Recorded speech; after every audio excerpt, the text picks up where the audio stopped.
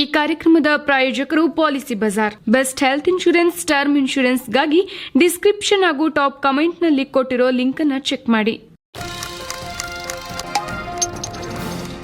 Hi friends, mastmugga.comಗೆ ಸ್ವಾಗತ. ನಾನು ಅಮರ ಪ್ರಸಾದ್. ಬಹಳ ಜನ ಸೌಜನ್ಯ ಕೇಸ್ನ ವರದಿಯನ್ನು ಯಾಕೆ ಡಿಲೀಟ್ ಮಾಡಿದ್ರಿ, ಹೊಸದಾಗಿ ಯಾಕೆ ವರದಿ ಮಾಡ್ತಾ ಇಲ್ಲ ಅನ್ನೋ ಪ್ರಶ್ನೆಗಳನ್ನು ಕೇಳ್ತಾ ಇದ್ದಾರೆ.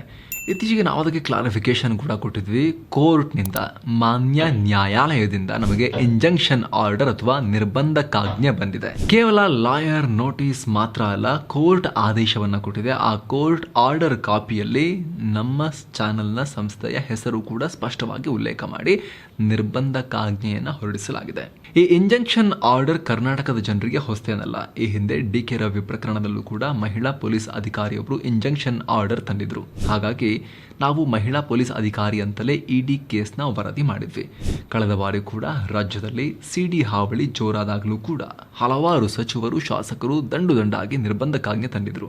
ಬಳಿಕ ರಾಜ್ಯದ ಸಿಂಗಂ ಪೊಲೀಸರೊಬ್ಬರು ಕೂಡ ತಮ್ಮ ಬಗ್ಗೆ ಭ್ರಷ್ಟಾಚಾರದ ಆರೋಪ ಬಂದಾಗ ಇಂಜಂಕ್ಷನ್ ಆರ್ಡರ್ ತಂದಿದ್ರು. ಅಷ್ಟೇ ಇತ್ತೀಚೆಗೆ ಬೆಂಗಳೂರಿನ ಪ್ರತಿಷ್ಠಿತ ಕಾಲೇಜೊಂದರಲ್ಲಿ ವಿದ್ಯಾರ್ಥಿ ಆತ್ಮಹತ್ಯೆ ಮಾಡಿಕೊಂಡಿದ್ರು. ಆಗ ಕಾಲೇಜು ವಿರುದ್ಧ ಮಾತಾಡಬಾರದು ಅಂತ ಆ ವಿದ್ಯಾರ್ಥಿ ತಾಯಿಯವರ ಮೇಲೆ ಇಂಜಂಕ್ಷನ್ ಆರ್ಡರ್ ತರಲಾಗಿತ್ತು.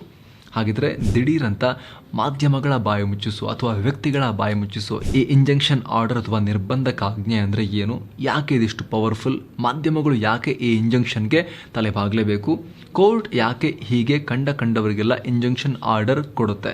ಈಗ ಸೌಜನ್ಯ ಕೇಸಲ್ಲಿ ಆ ಸೌಜನ್ಯಳ ಪೇರೆಂಟ್ಸ್, ತಂದೆ ತಾಯಿ ಮತ್ತು ಕುಟುಂಬಸ್ಥರು ಕೂಡ ಮಾಧ್ಯಮಗಳಿಗೆ ಹೋಗದಂತೆ ನಿರ್ಬಂಧಕಾಜ್ಞೆ ಇದೆ. ಅದೇ ಕಾರಣಕ್ಕಾಗಿ ಅವರು ಈ ಕೇಸ್ಗೆ ಸಂಬಂಧಪಟ್ಟ ಹಾಗೆ ಮೊದಲೊಂದಷ್ಟು ವ್ಯಕ್ತಿಗಳ ವಿರುದ್ಧ ಆರೋಪಗಳನ್ನು ಮಾಡ್ತಾ ಇದ್ರಲ್ಲ, ಈಗ ಅವರು ಆರೋಪಗಳನ್ನು ಮಾಡದೇ ಇರೋದಕ್ಕೆ ಅಥವಾ ಈಗ ಅವರು ಆ ಫ್ಯಾಮಿಲಿಯವರು, ಸೌಜನ್ಯಳ ಫ್ಯಾಮಿಲಿಯವರು ಕೂಡ ಮುಂದೆ ಬಂದು ಹೇಳಿಕೆ ಕೊಡದೇ ಇರೋದಕ್ಕೂ ಕೂಡ ಕಾರಣ ಈ ಇಂಜಂಕ್ಷನ್ ಆರ್ಡರ್. ಅದೆಲ್ಲವನ್ನ ಈ ವಿಡಿಯೋದಲ್ಲಿ ಡಿಸ್ಕಸ್ ಮಾಡ್ತಾ ಹೋಗೋಣ.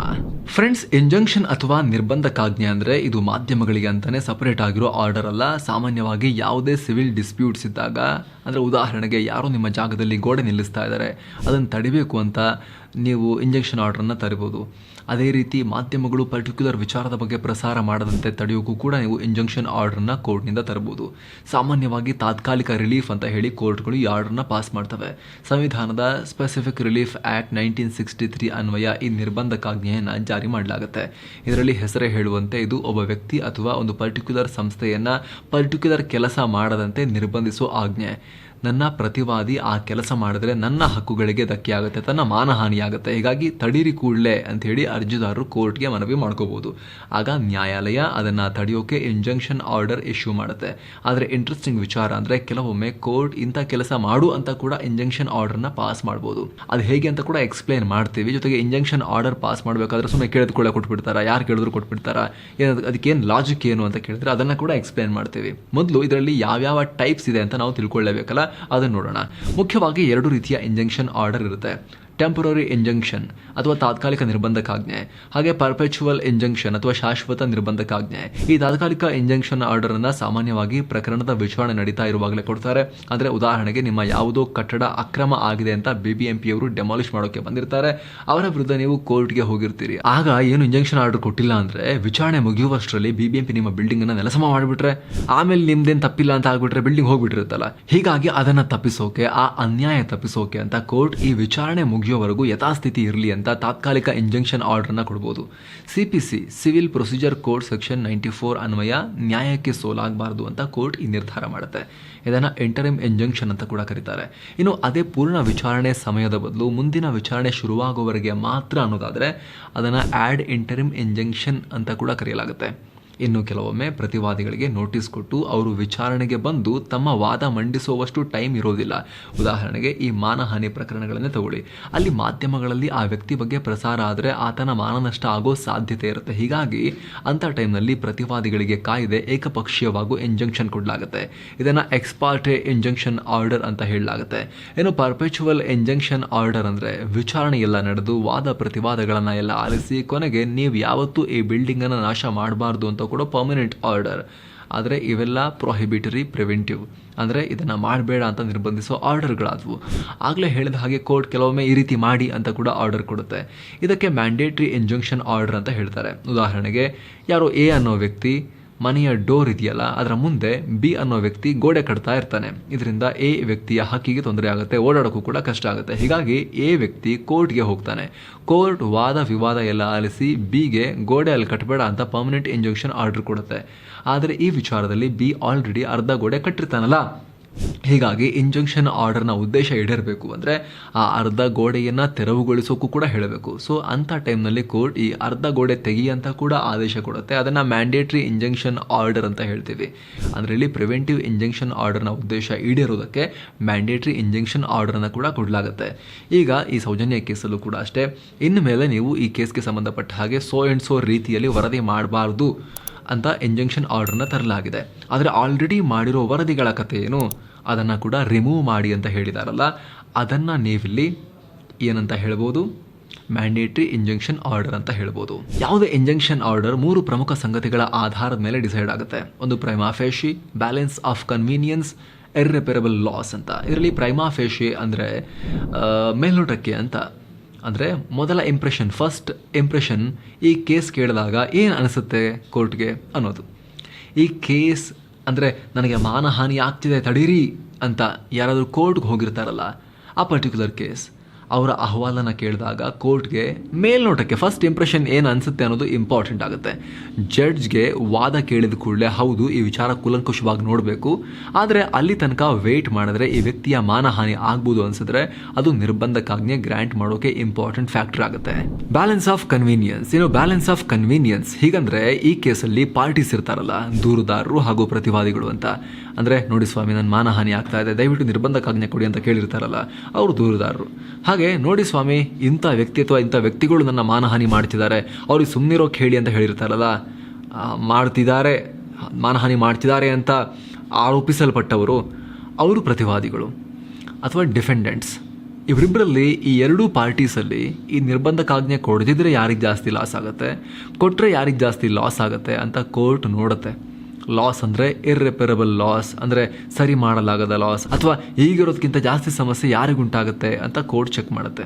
ಈಗ ಬಂದಿರೋ ಮನವಿಗೆ ಓಕೆ ಅಂತ ಹೇಳಿ ನಿರ್ಬಂಧಕ್ಕಾಜ್ಞೆ ಅಥವಾ ಇಂಜೆಕ್ಷನ್ ಆರ್ಡರನ್ನು ಗ್ರ್ಯಾಂಟ್ ಮಾಡದೆ ಹೋದರೆ ದೂರುದಾರರಿಗೆ ವಿಪರೀತ ಹಾನಿ ಆಗಿಬಿಡುತ್ತೆ. ಆದರೆ ಪ್ರತಿವಾದಿಗಳಿಗೆ ಅಂಥ ದೊಡ್ಡ ಹಾನಿ ಆಗಲ್ಲ. ಅವ್ರ ಈ ಬಗ್ಗೆ ಫೈನಲ್ ತೀರ್ಪು ಬರೋ ತನಕ ವೆಯ್ಟ್ ಮಾಡ್ಬೋದು ಅಂತ ಕೋರ್ಟ್ಗೆ ಅನಿಸಿದರೆ ಮಧ್ಯಂತರ ನಿರ್ಬಂಧಕ್ಕಾಜ್ಞೆಯನ್ನು ಕೋರ್ಟ್ ಜಾರಿ ಮಾಡುತ್ತೆ. ಅಥವಾ ಈ ಕೇಸಲ್ಲಿ ದೂರುದಾರರ ಮಾನ ಹೋಗೋದಿನೇನು ಬಾಕಿ ಇಲ್ಲ, ಅಥವಾ ಅಂಥ ದೊಡ್ಡ ಮಾನಹಾನಿ ಏನು ಆಗ್ತಾ ಇಲ್ಲ, ಅಥವಾ ದೂರುದಾರರ ಅರ್ಜಿಯಲ್ಲಿ ಅಂತ ಮಹತ್ವದ ವಿಚಾರ ಇಲ್ಲ ಅಂತ ಅನಿಸಿದ್ರೆ ಅದೇ ವೇಳೆ ನಿರ್ಬಂಧಕ್ಕಾಜ್ಞೆ ಕೊಟ್ಟು ಬಿಟ್ಟರೆ ಪ್ರತಿವಾದಿಗಳ ಹಕ್ಕಿಗೆ ಹಾನಿಯಾಗುತ್ತೆ, ಅಂದರೆ ಇಂಜೆಕ್ಷನ್ ಕೊಟ್ಟುಬಿಟ್ರೆ ಪ್ರತಿವಾದಿಗಳ ಹಕ್ಕಿಗೆ ಜಾಸ್ತಿ ಡ್ಯಾಮೇಜ್ ಆಗುತ್ತೆ ಅಂತ ಅನಿಸಿದ್ರೆ ಆಗ ಕೋರ್ಟ್ ಮಧ್ಯಂತರ ನಿರ್ಬಂಧಕ್ಕಾಜ್ಞೆ ಕೊಡದೇ ಕೂಡ ಇರ್ಬೋದು. ಇದರ ಅರ್ಥ ಇಷ್ಟೇ, ಎರಡೂ ಪಾರ್ಟಿಗಳ ಅನುಕೂಲತೆ ಬಗ್ಗೆ ಕೋರ್ಟ್ ಮಹತ್ವ ಕೊಡುತ್ತೆ. ಏನು ನಿರ್ಧಾರ ತಗೊಂಡ್ರೆ ಯಾರ ಅನುಕೂಲತೆಗೆ ಜಾಸ್ತಿ ಹಾನಿ ಆಗುತ್ತೆ ಅಂತ ಚೆಕ್ ಮಾಡುತ್ತೆ. ಎರಡೂ ಪಾರ್ಟಿಗಳ ನಡುವೆ ಈ ಅನುಕೂಲತೆಯ ಬ್ಯಾಲೆನ್ಸ್ ಮೇಂಟೈನ್ ಮಾಡೋಕ್ಕೆ ಟ್ರೈ ಮಾಡುತ್ತೆ. ಅದೇ balance of convenience. Irreparable loss, ಮೂರನೇ ಪ್ರಮುಖ ಅಂಶ ಅಂದರೆ ಇರ್ರೆಪರಬಲ್ ಲಾಸ್ ಅಂದರೆ ಮತ್ತೆ ಸರಿ ಮಾಡಲಾಗದ ಡ್ಯಾಮೇಜ್ ಅಥವಾ ಹಾನಿ. ಅಂದರೆ ಈ ಮನವಿ ಪುರಸ್ಕರಿಸದೇ ಇದ್ದರೆ ದೂರುದಾರರಿಗೆ ಮತ್ತೆ ಸರಿಪಡಿಸಲಾಗದ ಡ್ಯಾಮೇಜ್ ಆಗುತ್ತಾ, ಅಂದರೆ ಇನ್ಯಾವತ್ತೂ ಕೂಡ ರಿಪೇರಿ ಮಾಡೋಕ್ಕಾಗದಿರೋಷ್ಟು ಹಾನಿ ಆಗುತ್ತಾ ಅಂತ ಕೋರ್ಟ್ ಪ್ರಶ್ನೆ ಹಾಕ್ಕೊಳ್ಳುತ್ತೆ. ಹೌದು ಅನಿಸಿದ್ರೆ ಇಂಜೆಕ್ಷನ್ ಆರ್ಡರ್ ಗ್ರ್ಯಾಂಟ್ ಮಾಡೋಕ್ಕೆ ಅದು ಕೂಡ ಒಂದು ಇಂಪಾರ್ಟೆಂಟ್ ಸ್ಟ್ರಾಂಗ್ ಗ್ರೌಂಡ್ ಆಗುತ್ತೆ. ಅಥವಾ ಕೆಲವೊಮ್ಮೆ ಮನವಿ ಪುರಸ್ಕರಿಸದೇ ಇದ್ದರೆ, ಇಂಜೆಕ್ಷನ್ ಆರ್ಡರ್ಗೆ ಯಾರೋ ಕೇಳಿದ್ದಾರೆ ಕೊಡಲ್ಲ ಅಂತ ಕೋರ್ಟ್ ಹೇಳಿದ್ರೆ ದೂರುದಾರಂಗೆ ಅಂತ ದೊಡ್ಡ ಡ್ಯಾಮೇಜ್ ಏನಾಗಲ್ಲ, ಆದರೆ ಪ್ರತಿವಾದಿಗಳಿಗೆ ಅಂದರೆ ಯಾರ ಬಾಯಿ ಮುಚ್ಚಿಸೋಕೆ ಟ್ರೈ ಮಾಡ್ತಿದ್ದಾರೋ ಆ ಬಾಯಿ ಮುಚ್ಚಿ, ಈಗ ಒಂದು ವೇಳೆ ಆರ್ಡ್ರ್ ಕೊಟ್ಟರೆ ಅವ್ರ ಬಾಯಿ ಮುಚ್ಚುತ್ತಲ್ವ, ಅವ್ರಿಗೇನಾದರೂ ಲಾಸ್ ಆಗುತ್ತೆ ತುಂಬ ಅಂತ ಅನಿಸಿದ್ರೆ ಆಗ ಕೋರ್ಟ್ ಇಂಜೆಕ್ಷನ್ ಆರ್ಡರ್ ಮನವಿಯನ್ನು ರಿಜೆಕ್ಟ್ ಕೂಡ ಮಾಡ್ಬೋದು. ಈ ರೀತಿ ಎರಡೂ ಕಡೆಯವರ ಬಗೆಗೂ ಯೋಚಿಸಿಯೇ ಕೋರ್ಟ್ ಮಧ್ಯಂತರ ಇಂಜೆಕ್ಷನ್ ಆರ್ಡ್ರನ್ನು ಕೊಡುತ್ತೆ. ಒಂದು ಬ್ಯಾಲೆನ್ಸನ್ನು ಮೇಂಟೈನ್ ಮಾಡೋಕ್ಕೆ ಕೋರ್ಟ್ ಟ್ರೈ ಮಾಡುತ್ತೆ. ಆದರೆ ಈ ಎಲ್ಲ ಸಂದರ್ಭಗಳಲ್ಲೂ ಕೂಡ ಕೋರ್ಟ್ ತನ್ನ ವಿವೇಚನೆಯನ್ನು ಬಳಸುತ್ತೆ, ಜಡ್ಜ್ ತಮ್ಮ ವಿವೇಚನೆಯನ್ನು ಬಳಸ್ತಾರೆ ಇದೆಲ್ಲವನ್ನು ಅನಲೈಸ್ ಮಾಡೋಕೆ. ಹಾಗೂ ಹೆಚ್ಚಿನ ಸಂದರ್ಭಗಳಲ್ಲಿ ಯಾರಾದರೂ ನನ್ನ ಮಾನಹಾನಿ ಆಗ್ತಾ ಇದೆ ನೋಡಿ ಸ್ವಾಮಿ ಈ ರೀತಿ ಅಂತ ಕೋರ್ಟಿಗೆ ಹೋದಾಗ ಮಧ್ಯಂತರ ಇಂಜೆಕ್ಷನ್ ಆರ್ಡರ್ ಕೊಡೋ ಸಾಧ್ಯತೆಯೇ ಜಾಸ್ತಿ. ಇದುವರೆಗಿನ ನಮ್ಮ ನ್ಯಾಯಾಂಗದ ಈ ಇಂಟರ್ಪ್ರಿಟೇಷನ್ ನೋಡಿದಾಗ, ಬೇರೆ ಬೇರೆ ಸನ್ನಿವೇಶಗಳ ಇಂಟರ್ಪ್ರಿಟೇಷನ್ ನೋಡಿದಾಗ ಅದೇ ರೀತಿ ನಮಗೆ ಸುಪ್ರೀಂ ಕೋರ್ಟ್ ಆಗಿರ್ಬೋದು, ಹೈಕೋರ್ಟ್ ಆಗಿರ್ಬೋದು, ಅಥವಾ ಕೆಳ ಹಂತದ ನ್ಯಾಯಾಲಯಗಳಾಗಿರ್ಬೋದು, ಎಲ್ಲದರಲ್ಲೂ ಕೂಡ ಇದೇ ಒಂದು ಪದ್ಧತಿಯನ್ನು, ಟ್ರೆಡಿಷನನ್ನು ಫಾಲೋ ಮಾಡ್ಕೊಂಡು ಬಂದಿದ್ದಾರೆ. ಯಾಕೆ ಅಂತ ಹೇಳಿದ್ರೆ ನಿಜವಾಗ್ಲೂ ಆತ ತಪ್ಪಿತಸ್ಥನ ಅಲ್ವಾ ಅಂತ ಇನ್ನೂ ಡಿಸೈಡ್ ಆಗಿರಲ್ಲ. ಡಿಸೈಡ್ ಆಗೋಕ್ಕಿಂತ ಮುಂಚೆ ಅದ್ರ ಬಗ್ಗೆ ಹೌದು ಹಿಂಗೆ ಮಾಡಿದ್ದಾರೆ ಅಂತ ಹೇಳಿ ಹೇಳಿಕೆಗಳು ಅಥವಾ ಈ ರೀತಿಯ ಸುದ್ದಿಗಳು ಪ್ರಕಟ ಆಗೋಕೆ ಶುರುವಾದರೆ ಮಾನಹಾನಿ ಅಂತೂ ಆಗೇ ಬಿಡುತ್ತಲ್ಲ. ಆಮೇಲೆ ಅದನ್ನು ಸರಿ ಮಾಡೋದು ಕಷ್ಟ ಅಲ್ವಾ. ಹಾಗಾಗಿ ನೋಡೋಣ ತಡೀರಿ, ಸದ್ಯಕ್ಕೆ ನಿಲ್ಲಿಸಿ, ಮುಂದೆ ನಾವು ಹೇಳ್ತೀವಿ ಅಂತ ಮಧ್ಯಂತರ ಇಂಜಂಕ್ಷನ್ ಆರ್ಡರ್ ಕೊಡೋದು ತುಂಬಾ ಸರ್ವೇ ಸಾಮಾನ್ಯ. ಯಾಕೆಂದ್ರೆ ಕೋರ್ಟ್ ಆಫ್ ಲಾನಲ್ಲಿ ಅಥವಾ ಯಾವುದೇ ನ್ಯಾಯಾಲಯದಲ್ಲಿ ಯಾವುದೇ ರೀತಿಯ ಪಬ್ಲಿಕ್ ಒಪಿನಿಯನ್ಗೆ ಯಾವುದೇ ರೀತಿಯ ಬೆಲೆ ಇರೋದಿಲ್ಲ. ಯಾವುದೇ ರೀತಿಯ ಮಾಧ್ಯಮಗಳ ವರದಿಗೆ ಯಾವುದೇ ರೀತಿಯ ಬೆಲೆ ಇರೋದಿಲ್ಲ. ಯಾವುದೇ ರೀತಿಯ ಹೇಳಿಕೆಗಳಿಗೆ, ವ್ಯಕ್ತಿಗಳ ಅವರ ಪಾಡಿಗೆ ಅವರು ಕೊಡುವ ಹೇಳಿಕೆಗಳಿಗೆ ಯಾವುದೇ ರೀತಿ ಬೆಲೆ ಇರೋದಿಲ್ಲ. ಕೋರ್ಟ್ ಆಫ್ ಲಾನಲ್ಲಿ ಅವ್ರು ನೋಡೋದು ಕೇವಲ ಎವಿಡೆನ್ಸನ್ನು, ಹಾರ್ಡ್ ಎವಿಡೆನ್ಸನ್ನು, ಕೇವಲ ಸಾಕ್ಷ್ಯಗಳನ್ನು.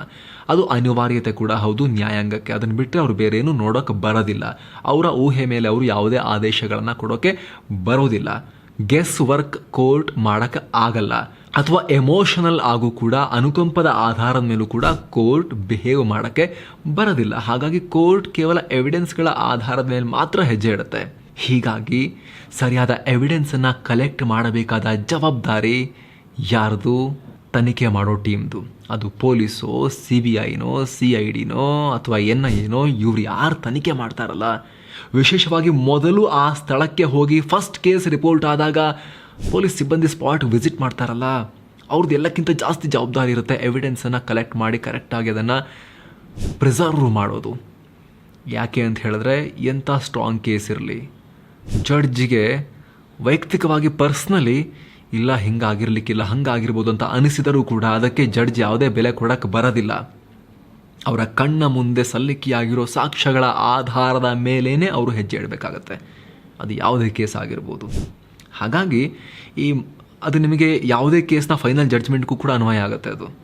ಬಟ್ ಈಗ ನಾವಿಲ್ಲಿ ಈ ನಿರ್ಬಂಧಕಾಜ್ಞೆ, ಇಂಜಂಕ್ಷನ್ ಆರ್ಡರ್ ವಿಚಾರಕ್ಕೆ ಬಂದರೂ ಕೂಡ ಒಬ್ಬ ವ್ಯಕ್ತಿ ಬಂದಿರ್ತಾನೆ, ನೋಡಿ ಸ್ವಾಮಿ ನನ್ನ ಮಾನಹಾನಿ ಆಗ್ತಾ ಇದೆ ನೋಡಿ ಅಂಥೇಳಿ. ಮಾನಹಾನಿ ಆಗ್ತಾ ಇಲ್ಲ, ಇವನು ಕಳ್ಳ ಅಂಥೇಳಿ ಕೋರ್ಟ್ ಹಂಗೆ ಡಿಸಿಷನ್ ಮಾಡೋಕ್ಕಾಗೋದಿಲ್ಲ. ಬಿಕಾಸ್ ಕೋರ್ಟ್ ಹತ್ರ ಆಧಾರ ಇಲ್ಲ ಈತ ಕಳ್ಳನೋ, ಸುಳ್ಳನೋ ಅಥವಾ ಈತ ಸಾಚಾನೋ ಅಂತ. ಆತನ ಮಾನಹಾನಿ ತಡೆಯುವ ಆತನ ಹಕ್ಕನ್ನು ರಿಜೆಕ್ಟ್ ಮಾಡೋಕ್ಕೆ ಕೋರ್ಟ್ ಬಳಿ ಆಧಾರ ಇರೋದಿಲ್ಲ ಅಲ್ವಾ, ಅಥವಾ ಆ 100% ಕ್ಲಾರಿಟಿ ಎವಿಡೆನ್ಸ್ ಯಾವುದು ಇರೋದಿಲ್ವಲ್ಲ ಆ ಕ್ಷಣಕ್ಕೆ. ಹಾಗಾಗಿ ಮಧ್ಯಂತರ ಇಂಜಂಕ್ಷನ್ ಆರ್ಡ್ರನ್ನು ಕೋರ್ಟ್ ಕೊಡುತ್ತೆ ಹೆಚ್ಚಿನ ಸಂದರ್ಭಗಳಲ್ಲಿ. ತಡೆಯಾಜ್ಞೆಯನ್ನು, ಮಧ್ಯಂತರ ನಿರ್ಬಂಧಕಾಜ್ಞೆಯನ್ನು ಕೋರ್ಟ್ ಕೊಡುತ್ತೆ. ಕ್ಯಾವಿಯಾಟ್: ಹಾಗಾದರೆ ಯಾರು ಬೇಕಾದರೂ ಯಾವುದಕ್ಕೆ ಬೇಕಾದರೂ ಇಂಜಂಕ್ಷನ್ ಆರ್ಡರ್ ತಂದುಬಿಟ್ರೆ ಇನ್ನೊಂದು ಸೈಡ್ನವರಿಗೆ ಇದನ್ನು ತಡೆಯೋಕ್ಕೆ ಏನೂ ಅವಕಾಶನೇ ಇಲ್ವಾ ಕಾನೂನಲ್ಲಿ? ಇದೆ. ಹೇಗೆ ಅಂದರೆ ಕ್ಯಾವಿಯಾಟ್ ಹಾಕೋ ಮೂಲಕ. ಕ್ಯಾವಿಯಾಟ್ ಅಂದರೆ ನಮಗೆ ನೋಟಿಸ್ ಕೊಡದೆ, ನಮ್ಮ ಮಾತನ್ನು ಕೇಳಿಸ್ಕೊಳ್ದೆ, ನೀವು ಅವ್ರು ಹೇಳಿದ ತಕ್ಷಣ ಇಂಜಂಕ್ಷನ್ ಕೊಟ್ಟು ಬಿಡಬೇಡಿ ಅಂತ ಮಾಡುವ ಮನವಿ. ಯಾರ ಬಾಯಿ ಮುಚ್ಚಿಸೋಕೆ ಇಂಜಂಕ್ಷನ್ ತರೋಕೆ ಹೋಗಿರ್ತಾರೋ ಅವರು ಕೋರ್ಟ್ಗೆ ಈ ಕ್ಯಾವಿಯಾಟ್ ಹಾಕಿದಾಗ ಕೋರ್ಟ್ ಇವರಿಗೆ, ಅಂದರೆ ಈ ಪ್ರತಿವಾದಿಗಳಿಗೆ, ಅಂದರೆ ಕ್ಯಾವಿಯಾಟ್ ಹಾಕಿದವರಿಗೆ ನೋಟಿಸ್ ಕೊಡದೆ ನಿರ್ಬಂಧಕಾಜ್ಞೆಯನ್ನು ಪಾಸ್ ಮಾಡಲ್ಲ. ಇದನ್ನು ಕೇವಲ ನಿರ್ಬಂಧಕಾಜ್ಞೆ ಮಾತ್ರ ಅಲ್ಲ, ಯಾವುದೇ ಕೇಸಲ್ಲೂ ಕೂಡ ಬಳಸ್ಬೋದು. ನಮ್ಮ ಮಾತನ್ನು ಕೇಳಿಸ್ಕೊಳ್ಳದೆ ನೀವು ಎದುರಾಳಿಗಳಿಗೆ ಯಾವುದೇ ಅನುಕೂಲದ ಆದೇಶ ಹೊರಡಿಸಬೇಡಿ ಅಂತ ಕೋರ್ಟ್ಗೆ ಎಚ್ಚರಿಸೋದು ಅಥವಾ ಅಲರ್ಟ್ ಮಾಡೋದು ಕ್ಯಾವಿಯಾಟ್ನ ಉದ್ದೇಶ. ಆದರೆ ಆದೇಶ ಬರೋ ಮೊದಲೇ ಇದನ್ನು ಹಾಕಬೇಕು. ಅರ್ಜಿ ಹಾಕಿದ ಸಮಯ ಇಂಜಂಕ್ಷನ್ ಆರ್ಡರ್ಗೆ ಮತ್ತು ಆದೇಶ ಬಂದ ಸಮಯದ ನಡುವೆ ಸ್ವಲ್ಪ ಟೈಮ್ ಗ್ಯಾಪ್ ಇದ್ದಾಗ ಇದನ್ನು ಮಾಡ್ಬೋದು. ಕೋರ್ಟ್ಗಳು ಸೂಪರ್ ಫಾಸ್ಟ್ ವೇಗದಲ್ಲಿ ಅರ್ಜಿಯನ್ನು ಪುರಸ್ಕರಿಸಿ ಗ್ರಾಂಟೆಡ್ ಅಂತ ಹೇಳಿಬಿಟ್ರೆ ಪಟ್ ಅಂತೇಳಿ ಕ್ಯಾವಿಯಾಟ್ ಹಾಕೋಕ್ಕೂ ಅಗತ್ಯ ಸಮಯ ಸಿಗದೇ ಇರಬಹುದು.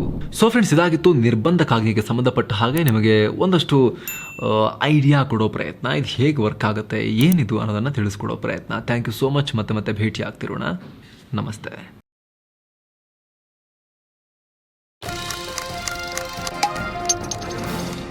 ಈ ಕಾರ್ಯಕ್ರಮದ ಪ್ರಾಯೋಜಕರು Policy Bazaar. Best health insurance, term ಇನ್ಶೂರೆನ್ಸ್ಗಾಗಿ ಡಿಸ್ಕ್ರಿಪ್ಷನ್ ಹಾಗೂ ಟಾಪ್ ಕಮೆಂಟ್ನಲ್ಲಿ ಕೊಟ್ಟಿರೋ ಲಿಂಕ್ ಅನ್ನು ಚೆಕ್ ಮಾಡಿ.